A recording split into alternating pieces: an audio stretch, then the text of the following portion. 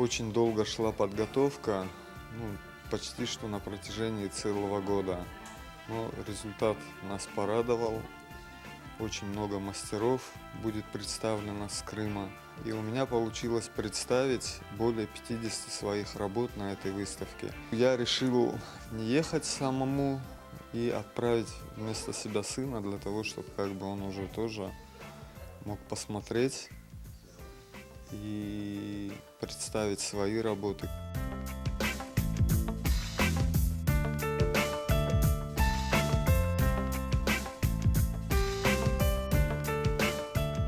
С утра мы с первой группы делали уже экспозицию выставки, которую, работы крымских мастеров привезли. И вечером у нас была обзорная экскурсия в вечерней Казани, где было бы интересно вообще показать крымским нашим гостям какие-то уникальные наши места в ночное время. Знаете, у меня была мечта, вообще очень давняя, когда-нибудь в Казани открыть свою выставку.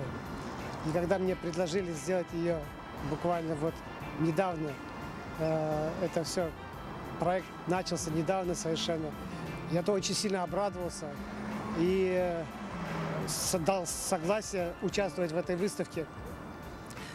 И уже сегодня мы приехали, нас встретили, и уже сегодня прошла какая-то экскурсия по городу. Мне город Казань очень сильно понравился. По поводу выставки хочу сказать, что на днях уже открывается она.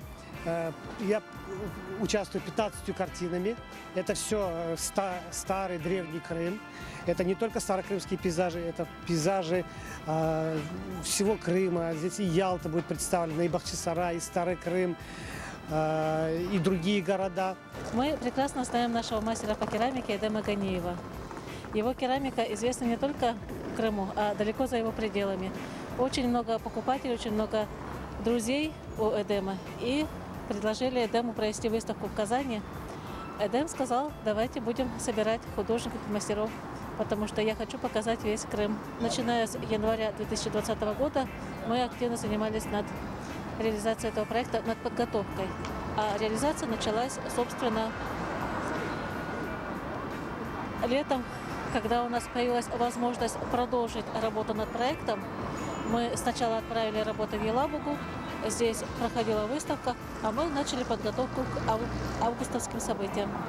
Знаете, если рассказать о том, как нас встретили, я думаю, что все мастера и художники Крыма, и не только Крыма, захотят оказаться в таких поездках.